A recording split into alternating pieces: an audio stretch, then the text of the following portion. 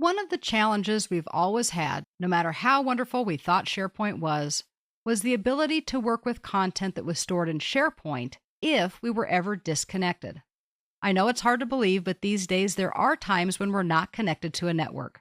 It could be in network challenged areas, sometimes where networks come and go or are up or down and not really reliable. Or it could be because we fly on airplanes or stay in hotels or otherwise are just disconnected. Well, there have been a couple of solutions that have been put out for a couple of versions of SharePoint, but they're no longer around.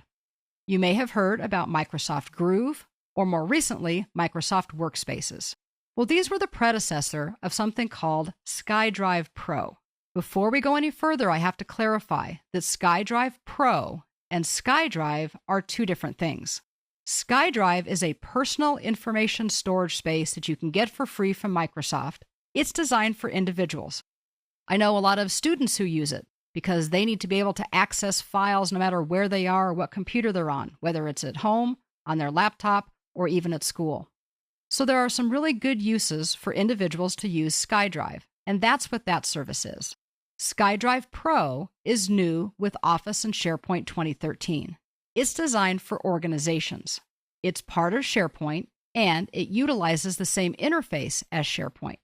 As part of the installation of SharePoint and Office and everything else that your IT people are probably doing, each person also gets a SkyDrive Pro account that comes installed, so it probably just shows up and you don't think anything about it. By the way, if you're an Office 365 subscriber, you also get your SkyDrive Pro account with that. Well, we need to go through several of the different features to show you how this works and why you might want to use it. First of all, we know that keeping things in SharePoint has a lot of advantages, and of course we want to do that. But what if we need to have that offline capability? Or what if we want to share with somebody who isn't allowed into SharePoint? Well, that's when SkyDrive Pro becomes an asset. First of all, from any library that you have, you can sync that content to your SkyDrive with one click. You need to notice that on the upper right-hand corner of your screen, just below your name, there's an option that says Sync. This is for syncing to SkyDrive Pro. The first time you do it, you'll go ahead and give it a click. You'll get a message that says you're about to sync the library. In this case, it's shared documents from the You Got It training. And it says you'll find these documents under Favorites in Windows Explorer. This goes back to linking content, just like linking any other kind of library, where it's going to be added to a special folder under your profile, under the Users folder on your hard drive. But they make it easy to find because it's part of Explorer. You also have the option to change that location if for some reason you don't like it. We do like it. We're going to leave it as the default, and we'll just say Sync Now. Now, of course, depending on how much content there is, it may take a while. This is telling us that it's ready to sync, and it shouldn't take too long, and you can go on and do other things while it's doing that. Again, they try to give you a lot of information about where you can find the content as it's syncing. We're actually going to just minimize this for a minute because I want to show you a different way. You do not have to sync just to find your SkyDrive. Also at the top of your screen is the SharePoint toolbar. This is what gives you access to the different elements or components of SharePoint, especially if you're using the Office 365 features. One of the options near the right-hand side is the SkyDrive itself. And if you give that a click or a tap, it'll take you to your personal SkyDrive. Now, I want you to look carefully at this screen because it's an awful lot like SharePoint. Mine says Office 365 because we're running this particular demonstration through a subscription account. But at the top, we have the same ribbon with Browse, Files, and Library, just like you've seen everywhere else. One thing that's important to note is that free SkyDrive account we were talking about that's just regular SkyDrive, that's really just a set of folders. But remember, we also said that SkyDrive Pro is part of SharePoint. And what you see here is not a set of folders. It's not a location. It's actually a library. Therefore, you have all of the same features that you're used to working with regular SharePoint libraries. That means it should be comfortable. Now, it does tell you where you are, that you're currently in Documents. It has similar activities that you can do, like adding new documents, dragging files here.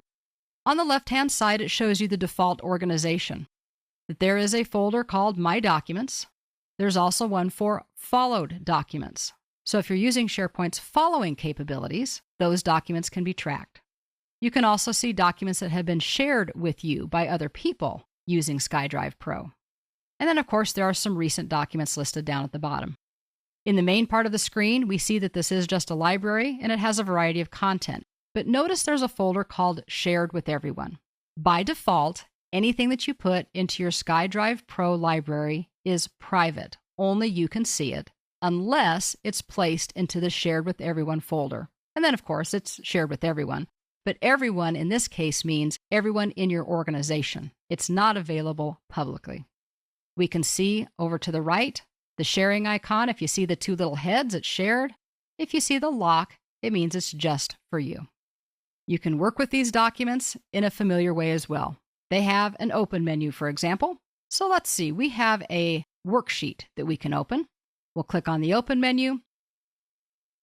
We get to see the preview. There's a URL we can share. We can edit it. We can share it. We can follow it. Or we can go to the open menu for more options. Let's start by sharing this file.